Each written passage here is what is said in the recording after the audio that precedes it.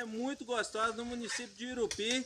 E vou falar com vocês, está muito bom. Tem serrador muito experiente aqui, mas também tem os meninos que estão iniciando. Luciano, Pneu, 30 dias já de motosserra. O gordinho da 462, 60 dias na motosserra, 2 meses. Eles são iniciantes, mas vamos mostrar que já chegaram para representar a categoria. Vamos lá? Bora. Preparados? 3, 2, 1, valendo!